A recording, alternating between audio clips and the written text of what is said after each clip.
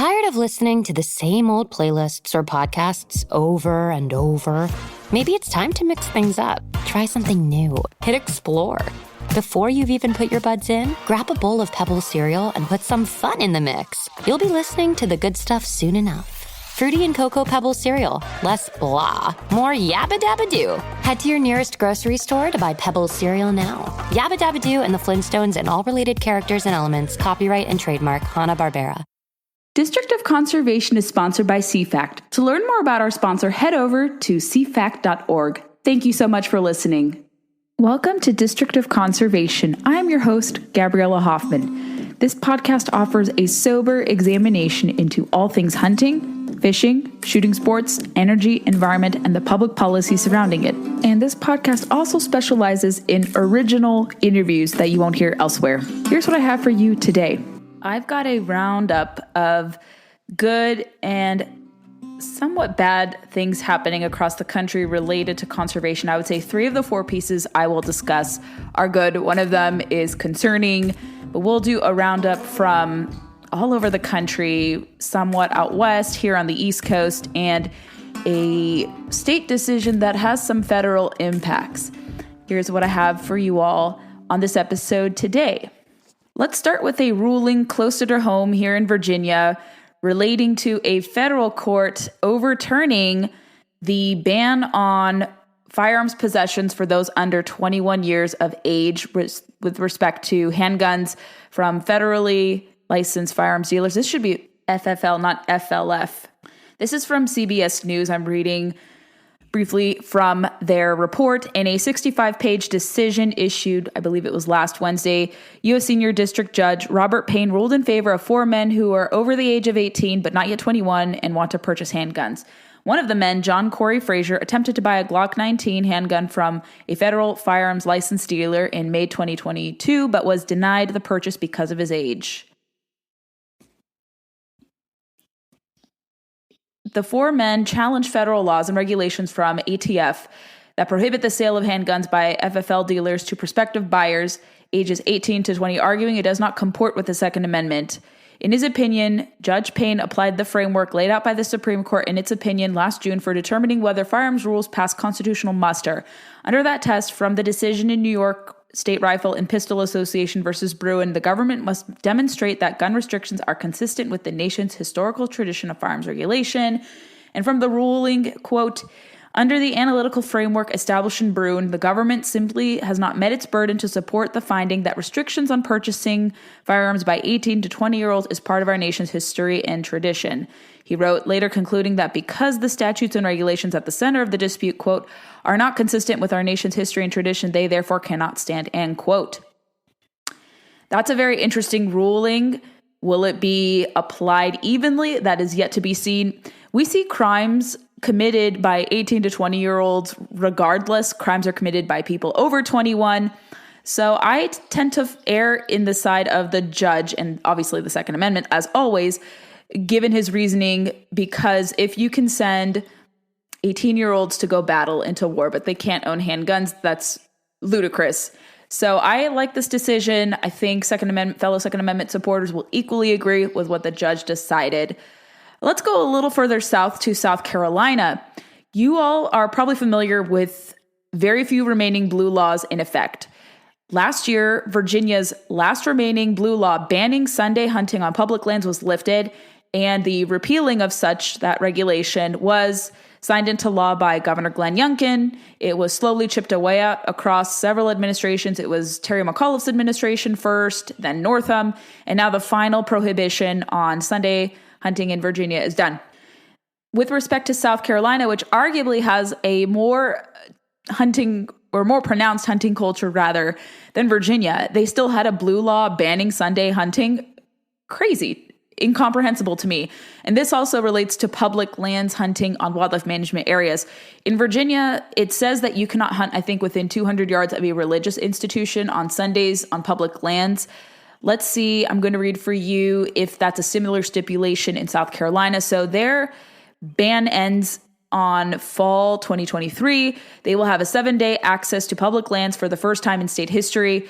Sunday hunting has been legal on private lands statewide in South Carolina since 2004, and I'm reading from Congressional Sportsman Foundation. According to CSF, there was actually public support for expanding Sunday hunting, and according to their write-up on the bill that passed, in 2021, the South Carolina Department of Natural Resources and Clemson University conducted a series of public meetings and an online poll to gauge public opinion about Sunday hunting on wildlife management areas.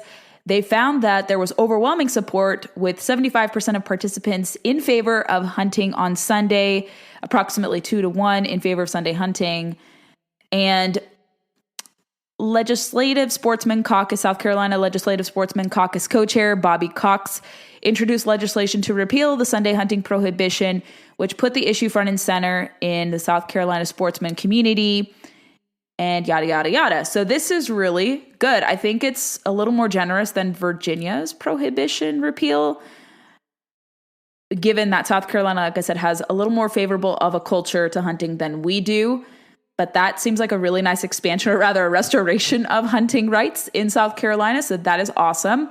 Let's head a little north to North Dakota. This is for anglers. If you are a competitive angler, this will certainly apply to you. House Bill 1538 is a bill that the governor, Doug Burgum, signed into law. And here's what it stipulates according to some recent stories about it. This is from the Game and Fish Department. They tracked 20 outdoor bills this legislative session, 12 of which passed both chambers and were signed into law. As it relates to this tournament fee, it establishes an application fee of $75 for all tournaments, a conservation fee of an amount to be determined between the tournament sponsor and a representative of the fishing tournament, except for nonprofits, post-content reporting requirements. Fish and Game establishes a fishery conservation fund and a surcharge of $5 on each non-resident license. It'll go into effect April 1st, 2024. And what it does more specifically, I'm reading from the local news, make it easier for anglers who want to have fishing tournaments. So it essentially replaced the 10% conservation fee charged by the Game and Fish with a 75% application fee that I mentioned for people wanting to host a fishing contest. Supporters who testified this winter say the fee was too costly and made it more difficult for many high schools trying to form their own fishing teams, and it also increased the price of non-resident fishing licenses by $5. That is from KX News, the local news outlet in North Dakota. I saw a lot of recreational fishing groups applaud this measure, so I think it will have a good effect there and help boost fishing.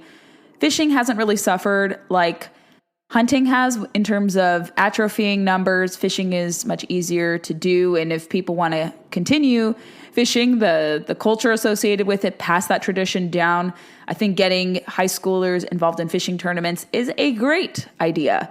I would like to see more states do this. This is unique, and we'll keep tabs on what North Dakota does here.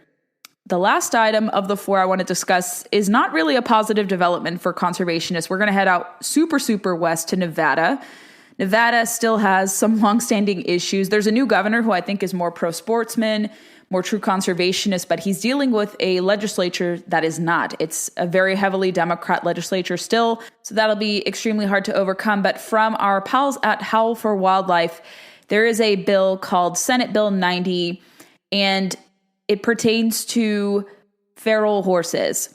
Feral horses are not extinct. They are free range. There are at least 60,000 off range in Bureau of Land Management corrals.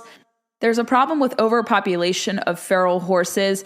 And what this would do is basically designate the wild Mustang as the official horse of Nevada. And Howl for Wildlife argues that it would exacerbate an already serious ecological disaster. In the language of the bill suggests that this will promote tourism and job creation for a state as a natural resource, but doesn't include any or address any biological concerns or studies on feral horses and burros. The clear concern is that elevating these animals to a state distinction will legitimize their presence, hinder any effort to control their destruction on environments, and be detrimental to other species. And numerous studies firmly document the negative impact feral horses and burros overpopulation have. They have pointed out that populations are doubling every 4 years. Populations are exceeding their carrying capacity about 10 times the appropriate management levels. Feral horses outcompete with other species for water, especially in drought-prone areas like Nevada. Overpopulation of feral horses has been listed as the second greatest impact to wildlife conservation in the Silver State. The budget to corral captured horses is more than 10 times the amount allotted for other endangered species. Groups that are opposing this, rightfully so. Opposition has been led by PERC, the Property and Environment Research Center, Wild Sheep Foundation, and Northern Nevada Coalition for Wildlife. 23 groups have signed on to urge the sponsor of the bill to table it, and others who have also signed on to oppose it. It is going to be heard soon, and if you want more about it, this coalition letter, let's read the coalition letter a little bit while I have your guys' attention today. Declaring wild Mustangs our state symbol would be especially ironic given their detrimental impact to other state symbols like bighorn sheep, Indian ricegrass sagebrush, mountain bluebird, and the low Hontan cutthroat trout via horses' impacts to Nevada's water quality and quantity. And they have Boone and Crockett Club, Chucker Chasers Foundation, Ducks Unlimited, National Wildlife Federation, Nevada Sporting Dog Alliance, Trappers Association, Pope and Young Club, Rocky Mountain Elk Foundation, Safari Club International, TRCP, Theodore Roosevelt Conservation Partnership, Wildlife Management Institute. So that is something to be aware of when you shouldn't be elevating a species that needs to be managed in this regard.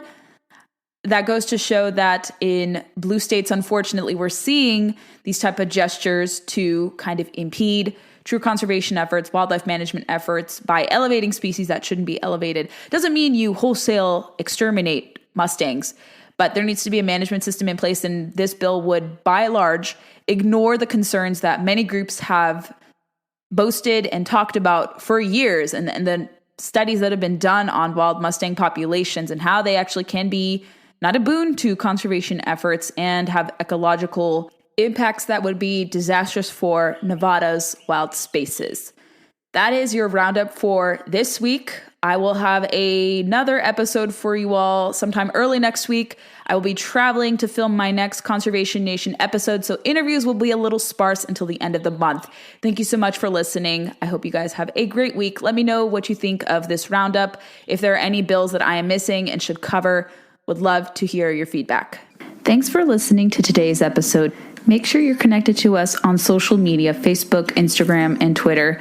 And also on your preferred player, we recommend Apple Podcasts, where you can leave us reviews if you really like the content. Share the podcast with friends who may be interested in learning more about what's trending in conservation and the related industries that entangle with it and sometimes work against it as well. Thanks for listening to the show, and stay tuned for the next episode.